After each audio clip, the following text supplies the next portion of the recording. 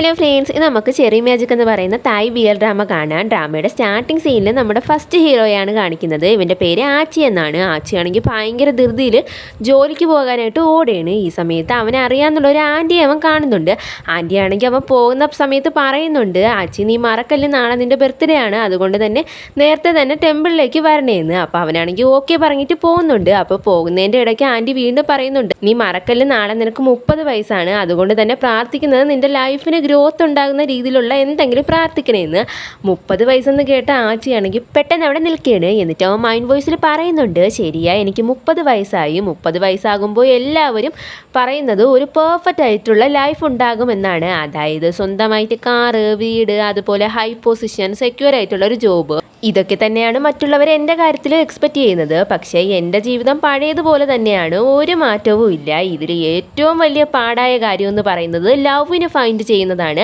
ഞാനങ്ങനെ ആരെങ്കിലും കണ്ടുപിടിക്കണമെങ്കിൽ എനിക്ക് എന്തെങ്കിലും മാജിക്കൽ പവർ കിട്ടേണ്ടി വരുമെന്ന്. ആ സീനോടെ കട്ടാക്കിയിട്ട് അടുത്ത സീനിൽ ആച്ചി ഓഫീസിലെത്തിയതായിട്ടാണ് കാണിക്കുന്നത്. അവനകത്തേക്ക് ചെന്ന് നോക്കുമ്പോഴത്തേക്കും ഭയങ്കര തിരക്കാണ് അവിടെ. അങ്ങനെ അവനാണെങ്കിൽ ഇരിക്കുന്ന ഡെസ്കിലേക്ക് പോയിരിക്കുകയാണ്. ഈ സമയം അവൻ്റെ അടുത്തേക്ക് അവിടുത്തെ മാനേജർ വരെയാണ്. ഇവരുടെ പേര് ഡൂജ് എന്നാണ്. അപ്പോൾ അവരാണെങ്കിൽ ഒരു പയ്യനെ പരിചയപ്പെടുത്തി കൊടുക്കുകയാണ് അവന്.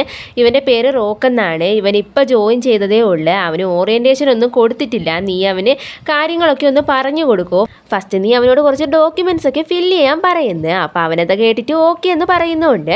പിന്നെ കാണിക്കുന്നത് ആച്ചി റോക്കും കൂടെ സംസാരിക്കുന്നതായിട്ടാണ്. അപ്പോൾ റോക്ക് പറയുന്നുണ്ട്, താങ്ക് യു ആച്ചി, പിന്നെ ഞാൻ ഇതിനു മുമ്പ് ഒരു ഫുൾ ടൈം ജോബിൽ വർക്ക് ചെയ്തിട്ടില്ല, അതുകൊണ്ട് തന്നെ ഭയങ്കര എക്സൈറ്റഡ് ആണ്. പിന്നെ നിങ്ങളുടെ ഏജ് അനുസരിച്ച് നിങ്ങൾ കുറേ കാലമായിരിക്കുമല്ലോ ഇവിടെ ജോലി ചെയ്യാൻ തുടങ്ങിയിട്ട്. അപ്പം നിങ്ങൾ എന്തായാലും എൻ്റെ സീനിയർ പൊസിഷനിലല്ലേ, അതുകൊണ്ട് എനിക്ക് എന്തെങ്കിലും അഡ്വൈസ് തരുമോ എന്ന്. അപ്പോൾ അതൊക്കെ കേട്ടിട്ട് ആച്ചി പറയുന്നുണ്ട്, ഞാൻ നിൻ്റെ സീനിയറൊക്കെ തന്നെയാണ്, പക്ഷേ എനിക്ക് ഇതുവരെ ആയിട്ടും ഹൈ പൊസിഷനൊന്നും കിട്ടിയിട്ടില്ലെന്ന്. അത് കേട്ടിട്ട് റോക്കിന് തന്നെ തോന്നുന്നുണ്ട് അത് ചോദിക്കേണ്ടായിരുന്നു എന്ന്. എന്നിട്ട് അവൻ പറയുന്നുണ്ട്, അതൊന്നും സാരമില്ല, എന്തായാലും നിങ്ങൾ എൻ്റെ സീനിയർ തന്നെയാണല്ലോ എന്ന്. എന്നിട്ട് അവനാണെങ്കിൽ അവിടുത്തെ ആൾക്കൂട്ടം കണ്ടിട്ട് ചോദിക്കുന്നുണ്ട്, എല്ലാ ദിവസവും ഇവിടെ ഇങ്ങനെ തന്നെയാണോ എന്ന്. അപ്പം ആച്ചി പറയുന്നു, അത് പിന്നെ ഇന്നിവിടെ ആനുവൽ അവാർഡ് സെറിമണി നടക്കുകയാണ്. ഇതൊരു ബിഗ് ഇവൻ്റ് ആണ്, കാരണം ഈ അവാർഡ് കൊടുക്കുന്നത് ജപ്പാനിലുള്ള ഒരു റെപ്രസെൻറ്റേറ്റീവ് ആണെന്ന്. അതിനുശേഷം കാണിക്കുന്നത് ആ അവാർഡ് സെറിമണിയാണ്. അപ്പോൾ അവിടെ എല്ലാവരും ഇരിക്കുകയാണ്. ഈ സമയത്ത് എംപ്ലോയി ഓഫ് ദ ഇയർ ആർക്കാണെന്ന് പറയുകയാണ്. ആ അവാർഡ് കിട്ടിയിരിക്കുന്നത് കരൺ എന്ന് പറയുന്ന ഒരു എംപ്ലോയിക്കാണ്. അവനാണ് നമ്മുടെ കഥയിലെ സെക്കൻഡ് ഹീറോ. ഇവന് തന്നെയാണ് കഴിഞ്ഞ 7 വർഷമായിട്ട് ഇവിടെ അവാർഡ് കിട്ടിക്കൊണ്ടിരിക്കുന്നത്. അപ്പോൾ റോക്ക് ചോദിക്കുന്നുണ്ട് കരണിനെ കണ്ടിട്ട്, ഇവൻ ആരാ ഇത്രയും ഹാൻഡ്സവും അതുപോലെ ടാലൻറ്റഡും ആയിട്ടുള്ളതെന്ന്. അത് കേട്ട് ആച്ചി പറയുന്നു, ഇവൻ്റെ പേര് കരൺ എന്നാണ്. നിനക്ക് ഈ ഓഫീസിൽ ആരെങ്കിലും റോൾ മോഡൽ ആക്കണമെങ്കിൽ അവനെ വെക്കാന്ന്. ഇത്രയും പറഞ്ഞിട്ട് അവനാണെങ്കിൽ മൈൻഡ് വോയിസിൽ പറയാണ്, ഞാനും കരണവും ഒരേ ടൈമിലാണ് ഇവിടെ ജോയിൻ ചെയ്തത്, പക്ഷേ അവന് ഓരോ ഇയറിലും ഓരോ പൊസിഷനിലേക്കും മാറിക്കൊണ്ടേയിരുന്നു. എന്നാൽ ഞാൻ അന്നും ഇന്നും ഒരേ പൊസിഷനിൽ തന്നെയാണ്. എല്ലാവരും പറയുന്ന 30 വയസ്സാകുമ്പോഴത്തേക്കുള്ള ഒരു പെർഫെക്റ്റ് ലൈഫ് തന്നെയാണ് അവനുള്ളത്. ഞാൻ ചിലപ്പോൾ ആഗ്രഹിക്കാറുണ്ട് ഒരു ദിവസമെങ്കിലും അവൻ്റെ അത്ര സ്മാർട്ടായില്ലെങ്കിലും കുറച്ചെങ്കിലും സ്മാർട്ടായെങ്കിലെന്ന്.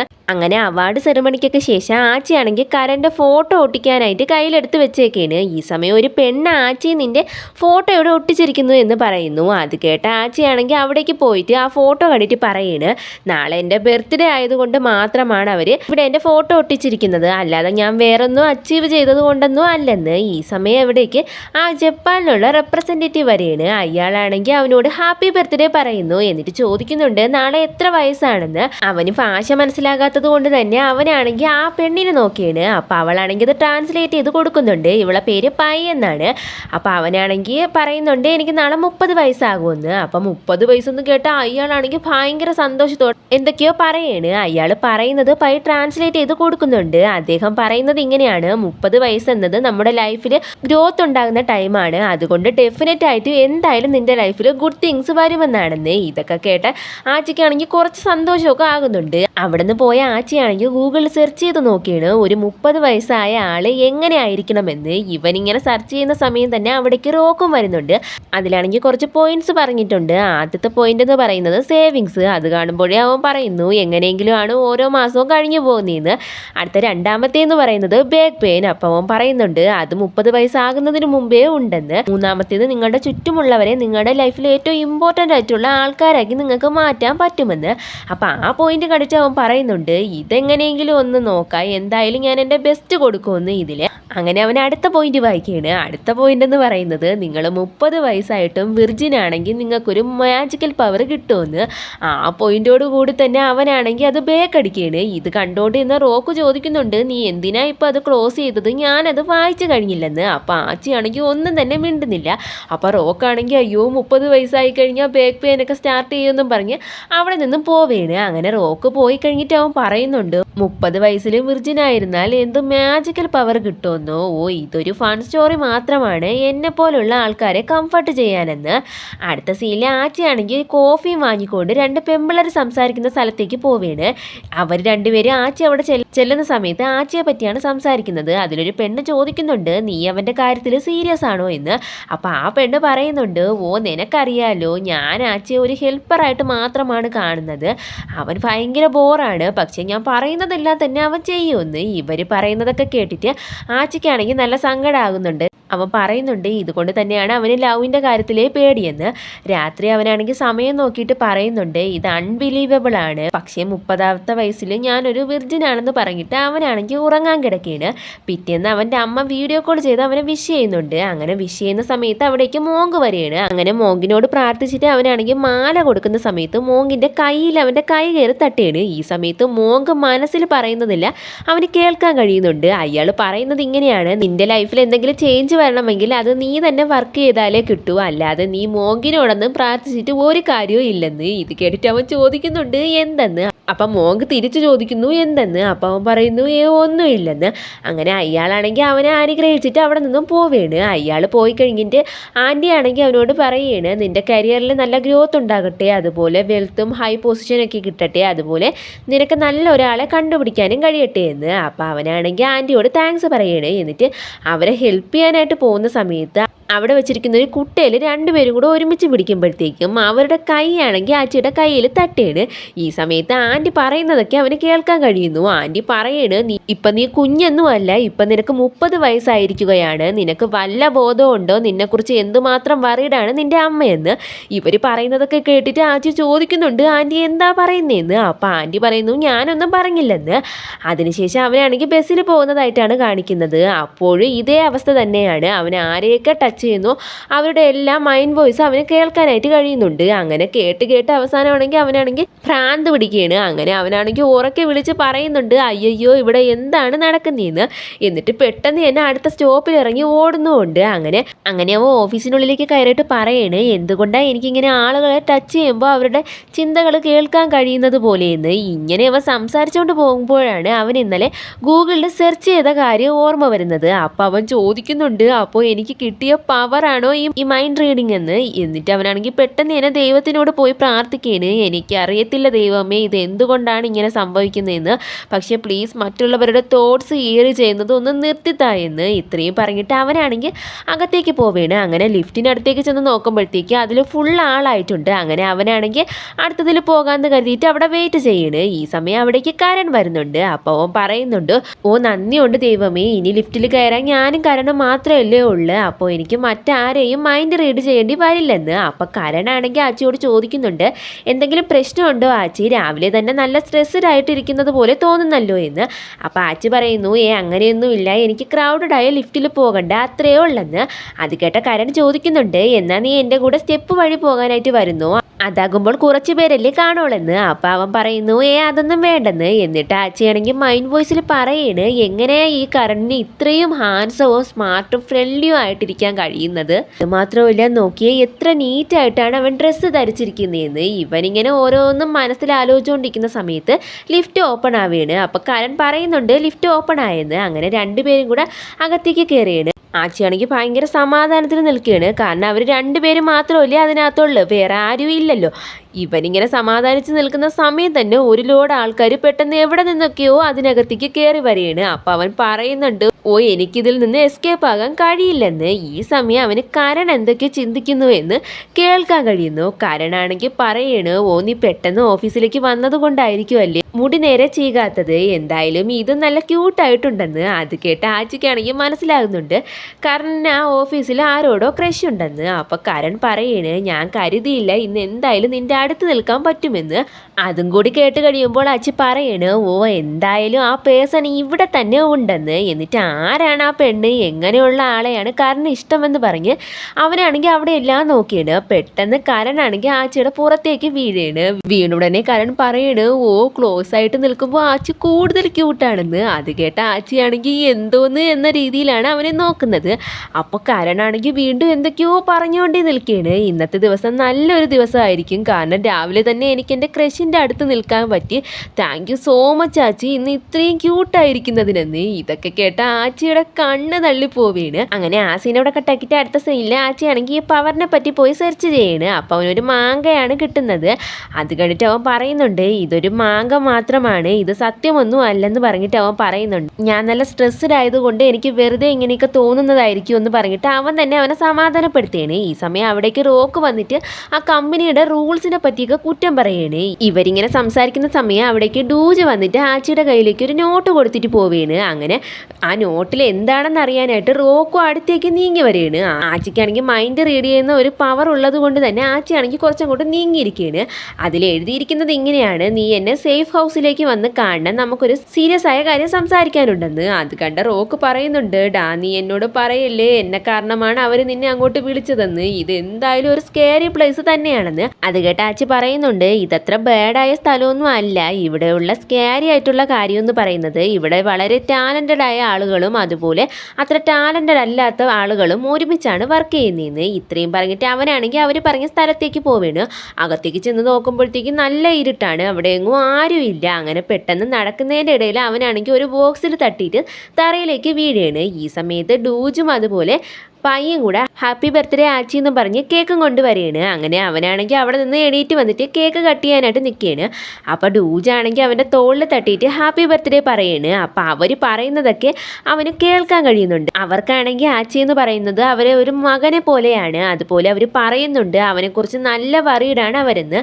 അതൊക്കെ കേട്ടിട്ട് ആച്ചി പറയുന്നുണ്ട്, എന്തായാലും ഇതൊന്നും റിയൽ അല്ലെന്ന്. എന്നിട്ട് പെട്ടെന്ന് തന്നെ കേക്ക് കട്ട് ചെയ്യാനായിട്ട് പോവുകയാണ്. ഈ സമയത്ത് പയ്യാണെങ്കിൽ കുറച്ച് കേക്ക് കട്ട് ചെയ്ത് മാറ്റിയിട്ട് പറയണ്, ഇത് കരണിന് വേണ്ടിയുള്ളതാണെന്ന്. അപ്പം അത് കണ്ടിട്ട് ഡൂജ് പറയുന്നുണ്ട്, നീ തന്നെ ഇത് കൊണ്ടുപോയി കരണിന് കൊടുക്കെന്ന്. അപ്പം ആച്ചി ചോദിക്കുന്നുണ്ട്, ഞാൻ തന്നെ കൊടുക്കണോ എന്ന്. അപ്പം ഡൂജ് പറയുന്നു, നീ പോയി കൊടുക്കെന്ന്.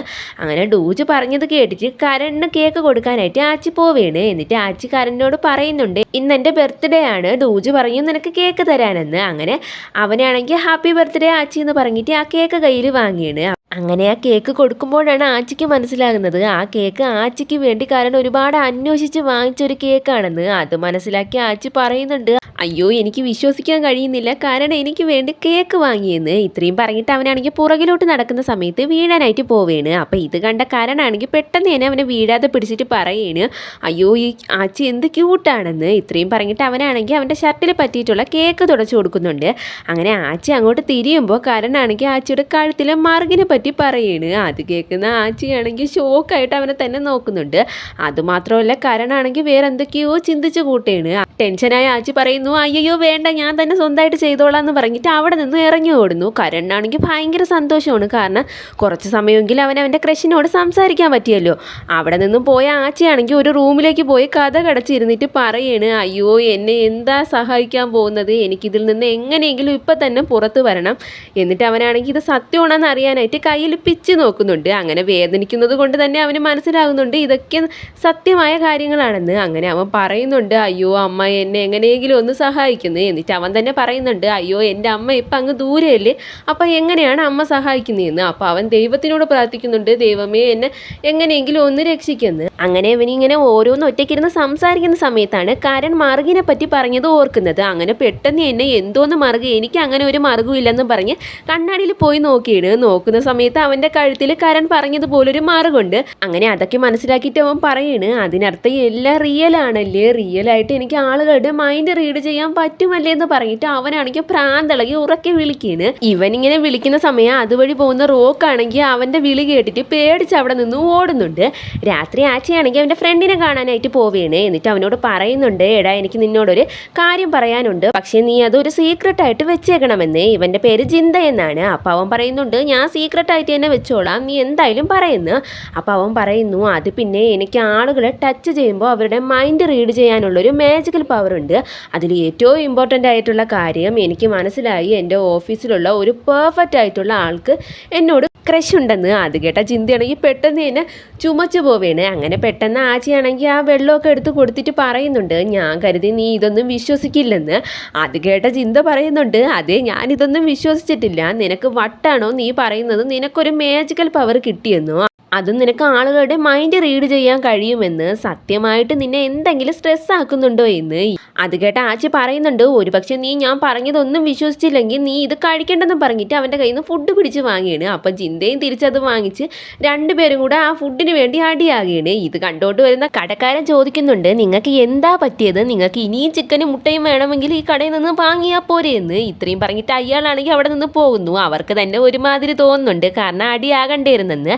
അതിനുശേഷം ആച്ചി പറയുന്നുണ്ട് എനിക്കത് മനസ്സിലായി, ഇത് വിശ്വസിക്കാൻ പ്രയാസമാണ്, എന്തായാലും നമുക്ക് ഇമ്പോർട്ടൻ്റ് ആയ കാര്യത്തിലേക്ക് ഫോക്കസ് ചെയ്യാൻ. അല്ലേ എനിക്ക് അതൊക്കെ മനസ്സിലായപ്പോൾ ഞാൻ കരുതി നിന്നോട് അഡ്വൈസ് ചോദിക്കാമെന്ന്. അപ്പോൾ അത് കേട്ടിട്ട് ചിന്ത ചോദിക്കുന്നുണ്ട് നിനക്ക് ഉറപ്പാണോ അവന് നിന്നെ ഇഷ്ടമാണെന്ന്, അതോ നീ ഓരോന്ന് ആലോചിച്ച് കൂട്ടുന്നതൊന്നും അല്ലല്ലോ എന്ന്. അപ്പോൾ ആച്ചി പറയുന്നു എനിക്ക് ഉറപ്പാണെന്ന്. അപ്പം ചിന്ത ചോദിക്കുന്നുണ്ട് അല്ല അവന് നിന്നെ ഇഷ്ടമാണെന്ന് നീ കണ്ടുപിടിച്ചപ്പോൾ നിനക്ക് എന്താണ് തോന്നിയതെന്ന്. അപ്പോൾ ആച്ചി പറയുന്നു എനിക്ക് തോന്നുന്നത് ഞാൻ സർപ്രൈസ് ആയെന്നാണെന്ന്. അത് കേട്ടിട്ട് ചിന്ത പറയുന്നു എന്തോ ആവട്ടെ, നിനക്ക് പ്രോബ്ലം ഒന്നും വേണ്ടെന്നാണെങ്കിൽ നീ അവനെ മൈൻഡ് ചെയ്യാതിരുന്നാൽ മതി, വെറും കൊളീഗായിട്ട് മാത്രം കണ്ടാൽ മതിയെന്ന്. ഇതെല്ലാം ചിന്ത പറയുന്നത് ആച്ചിയുടെ പുറത്ത് തട്ടിയിട്ടാണ്. ഇവന് മൈൻഡ് റീഡ് ചെയ്യാൻ കഴിയുന്നത് കൊണ്ട് തന്നെ ചിന്ത എന്താണ് മനസ്സിൽ ചിന്തിക്കുന്നതെന്ന് അവനറിയാൻ കഴിയുന്നുണ്ട്.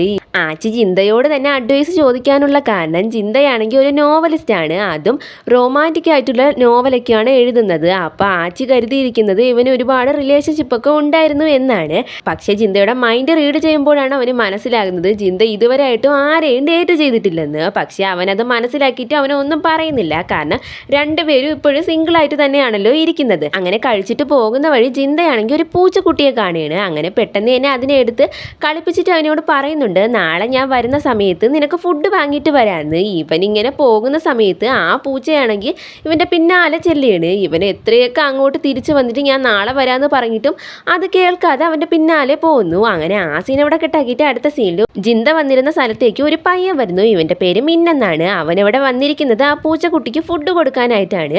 അങ്ങനെ പൂച്ചക്കുട്ടിയെ കാണാതാകുമ്പോഴേ അവന് മനസ്സിലാകുന്നുണ്ട് ആരോ അതിനെ എടുത്തുകൊണ്ട് പോയിട്ടുണ്ടെന്ന്. ജിന്തയായിരിക്കാം ചിലപ്പോൾ എടുത്തുകൊണ്ട് പോയത്. അങ്ങനെ അവൻ പറയുന്നുണ്ട് എന്തായാലും നിന്നെ ഏതെങ്കിലും നല്ല ആളായിരിക്കട്ടെ കൊണ്ടുപോയത്, എന്നെങ്കിലും നിന്നെ കാണാൻ കഴിയുമെന്ന് ഞാൻ പ്രതീക്ഷിക്കുന്നു എന്ന് പറഞ്ഞ് വളരെ വിഷമത്തോടെ തന്നെയാണ് ഇരിക്കുന്നത്. പിറ്റേന്ന് കഴിക്കാതിരിക്കുന്ന സമയത്ത് പോലും ആച്ചിയാണെങ്കിൽ നല്ല സൂക്ഷിച്ചാണ് ഓരോ കാര്യങ്ങളും ചെയ്യുന്നത്, കാരണം അവന് മൈൻഡ് റീഡ് ചെയ്യാൻ കഴിയുമല്ലോ. അങ്ങനെ ഇവരിങ്ങനെ ഇരുന്ന് സംസാരിക്കുന്ന സമയം ഒരു പെണ്ണാണെങ്കിൽ റോക്കിനെ മറ്റ് എംപ്ലോയീസിനൊക്കെ പരിചയപ്പെടുത്തി കൊടുക്കുന്നുണ്ട്. റോക്ക് പൈയുടെ ഡിപ്പാർട്ട്മെൻറ്റിലാണ് വർക്ക് ചെയ്യുന്നതെന്ന് കേട്ട ഒരു എംപ്ലോയി ആണെങ്കിൽ അവനോട് ചോദിക്കുന്നുണ്ട് നീ ആ ഡിപ്പാർട്ട്മെൻറ്റിലാണോ വർക്ക് ചെയ്യുന്നത്, അവിടെ നല്ല ഹെവി വർക്കാണ്, ഞാൻ സീരിയസ് ആയിട്ട് പറഞ്ഞതാ, നിന്നെ പേടിപ്പെടുത്തിയതൊന്നും അല്ലെന്ന്. അപ്പോൾ പയ്യ പറയുന്നുണ്ട് ഇന്നും ഒരുപാട് വർക്കുണ്ടെന്ന്. അപ്പോൾ അയാൾ പറയുന്നുണ്ട് പിന്നെ മറ്റൊരു കാര്യം, ഇവിടെ സിംഗിളായിട്ട് വർക്ക് ചെയ്യുന്നവരെല്ലാം ഇവിടെ വർക്ക് ചെയ്യുന്നിടത്തോളം കാലം എല്ലാം സിംഗിളായിരിക്കും, അതുപോലെ റിലേഷൻഷിപ്പിൽ ഉള്ളവരെ അത് ബ്രേക്കപ്പ് ചെയ്യുകയും ചെയ്യും, കാരണം ഇവിടുത്തെ വർക്ക് അത്ര ടഫാണെന്ന്. ആച്ചിക്കാണെങ്കിൽ ഇവർ പറയുന്നതൊക്കെ കേട്ടിട്ട് റോക്ക് നല്ല ടെൻഷനായിട്ട് ഇരിക്കുകയാണെന്ന് മനസ്സിലാകുന്നുണ്ട്. അങ്ങനെ പെട്ടെന്ന് തന്നെ ആച്ചിയാണെങ്കിൽ റോക്കിൻ്റെ കൈയുടെ അടുത്തേക്ക് അവൻ്റെ കൈ വെക്കുകയാണ്. അങ്ങനെ ഈ സമയത്ത് അവൻ ചിന്തിച്ചിട്ട് പറയുന്നത് ഇങ്ങനെയാണ്, അയ്യോ ഞാൻ എന്ത് ചെയ്യും, ഈവനിങ് എനിക്ക് എൻ്റെ പാർട്ണറിനോടൊപ്പം ഒരു ഇമ്പോർട്ടൻ്റ് ആയ ഡേറ്റും ഉണ്ട്, അതുപോലെ ഓഫീസിൽ ഒരുപാട് വർക്കും ഉണ്ടെന്ന്. അങ്ങനെ ആ സീൻ അവിടെ കെട്ടാക്കിയിട്ട് അടുത്ത സീനിൽ കാണിക്കുന്നത് വൈകിട്ട് എല്ലാവരും ഓഫീസിൽ നിന്ന് പോകാനായിട്ട് വെയിറ്റ് ചെയ്ത് നിൽക്കുന്നതായിട്ടാണ്. ഡൂജാണെങ്കിൽ ഭയങ്കര ദേഷ്യത്തിലാണ്, മഴ തോർന്നു എന്നിട്ട് ഈ ബോസ് എന്താ പോകാത്തെന്നും പറഞ്ഞ്. അങ്ങനെ ആ ദേഷ്യത്തോടെ തന്നെ പെട്ടെന്ന് തന്നെ മുകളിലേക്ക് കയറി പോകുന്നുണ്ട്. പക്ഷേ ബോസ് വരുന്നത് കണ്ടിട്ട് പെട്ടെന്ന് തന്നെ ദേഷ്യമൊന്നും ഇല്ലാത്ത രീതിയിൽ ആക്ട് ചെയ്ത് അവിടെ നിൽക്കുകയാണ്. ബോസ് പോയ ഉടനെ അവരെല്ലാവരും പുറത്തേക്ക് പോകുന്നു. ആച്ചിയാണെങ്കിൽ പോകാതെ വർക്ക് ചെയ്തുകൊണ്ടേ ഇരിക്കുകയാണ്. കാരനാണെങ്കിൽ അവിടെ ഇരുന്ന് ഇതൊക്കെ ശ്രദ്ധിക്കുന്നുണ്ടായിരുന്നു. രാത്രി എല്ലാവരും പോയിട്ടും ആച്ചി മാത്രം അവിടെ ഇരുന്ന് വർക്ക് ചെയ്തുകൊണ്ടേ ഇരിക്കുകയാണ്. ഇവൻ്റെത് മാത്രമല്ല ചെയ്യുന്നത്, റോക്കിൻ്റെ വർക്ക് കൂടിയാണ് ചെയ്യുന്നത്. അപ്പോൾ അവൻ്റെ ബോസ് വിളിച്ചിട്ട് പറയുന്നുണ്ട് വർക്ക് ഇത്ര മണിക്കൂറിനുള്ളിൽ കംപ്ലീറ്റ് ചെയ്ത് അയക്കണമെന്ന്. അങ്ങനെ അവൻ വർക്ക് തുടരുന്ന സമയത്ത് പെട്ടെന്ന് കരനാണെങ്കിൽ അവിടേക്ക് വന്നിട്ട് അവനൊരു ജ്യൂസ് കൊടുക്കുകയാണ്. എന്നിട്ട് അവൻ പറയുന്നുണ്ട് ഞാൻ ഈ ജ്യൂസ് വാങ്ങിയപ്പോൾ എനിക്ക് ഒന്നിൻ്റെ കൂടെ ഒന്ന് ഫ്രീ കിട്ടിയ, അപ്പോൾ ഞാൻ കരുതി നീയും വർക്ക് ചെയ്യല്ലേ, അപ്പം നിനക്കും കൂടി തരാമെന്ന്. അങ്ങനെ അത് കേട്ടിട്ട് അവനാണെങ്കിൽ അവൻ്റെ കയ്യിൽ നിന്ന് ആ ജ്യൂസ് വാങ്ങിയാണ്. അങ്ങനെ ജ്യൂസ് വാങ്ങുമ്പോഴത്തേക്കും ആച്ചിക്കാണെങ്കിൽ കാരണം മനസ്സിൽ പറയുന്നതൊക്കെ കേൾക്കാൻ കഴിയുന്നു. കാരണം പറയാണ്, സത്യം പറഞ്ഞാൽ ഞാൻ കള്ളം പറഞ്ഞതാണ്, ഞാൻ ആച്ചിക്ക് വേണ്ടി വാങ്ങിയ ജ്യൂസ് തന്നെയാണ് ഇതെന്ന്. അപ്പോൾ ഇതൊക്കെ മനസ്സിലാക്കിയിട്ടും ആച്ചിയാണെങ്കിൽ ആ ജ്യൂസ് വാങ്ങുന്നുണ്ട്. അതിനുശേഷം കരണാണെങ്കിൽ ആച്ചിയെ സഹായിക്കുകയാണ്. ആച്ചി ജ്യൂസ് കുടിക്കാതിരിക്കുന്നത് കണ്ടിട്ട് കരൺ പറയുന്നുണ്ട് നീ അത് കുടിക്കുന്നു. അങ്ങനെ അവനാണെങ്കിൽ അത് കുടിച്ച് കരണിനെ തന്നെ കരൺ അറിയാതെ നോക്കുന്നുണ്ട്. ഇതേപോലെ കരൺ ആച്ചി അറിയാതെ ആച്ചിയെ തന്നെ നോക്കി ചിരിക്കുന്നു. അങ്ങനെ നല്ല സന്തോഷത്തിലാണ് രണ്ടുപേരും അവിടെ ഇരിക്കുന്നത്. പിന്നെ വർക്കൊക്കെ കഴിഞ്ഞ് പ്രിൻ്റ് ഔട്ട് എടുക്കാനായിട്ട് പോകുമ്പോഴത്തേക്കും ആച്ചിയാണെങ്കിൽ കരൻ്റെ കയ്യിൽ തട്ടിയിട്ട് ആച്ചിക്കാണെങ്കിൽ അവൻ പറയുന്നതൊക്കെ കേൾക്കാൻ പറ്റുന്നു. അവൻ പറയുന്നത് ഇങ്ങനെയാണ്, എനിക്കിന്ന് ആച്ചിയോടൊപ്പം നിൽക്കാനും അവനെ സഹായിക്കാനും ഒരു അവസരം കിട്ടി. അതിൽ മോസ്റ്റ് ഇമ്പോർട്ടൻ്റ് ആയ കാര്യം ഓഫീസിൽ ഞാൻ അവനോടൊപ്പം ഒറ്റയ്ക്കായിരുന്നപ്പോൾ കൂടുതൽ റൊമാൻറ്റിക് ആയിട്ടുണ്ടെന്ന്. ഇതൊക്കെ കേൾക്കുന്ന ആച്ചി പറയുന്നു, ഓ ഞാനൊരു മിസ്റ്റേക്ക് ചെയ്തു, ഇങ്ങനെ വർക്ക് കൂടുതലുള്ളത് കൊണ്ട് മാത്രമാണ് എനിക്കിവിടെ നിൽക്കേണ്ടി വന്നതെന്ന്.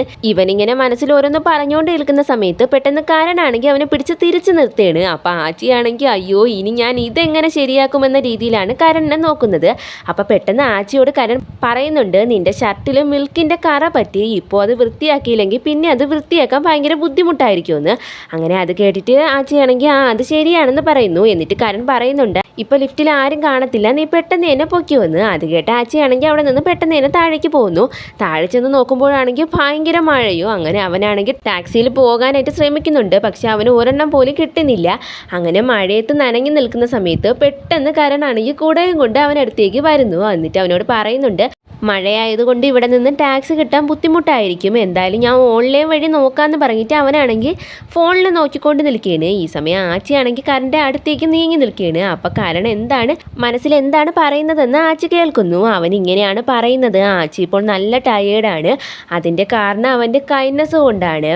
അവൻ എല്ലാവരെയും സഹായിക്കും, പക്ഷെ അവസാനം അവനെ അത് ട്രബിളിലായിരിക്കും കൊണ്ടെത്തിക്കുന്നത്.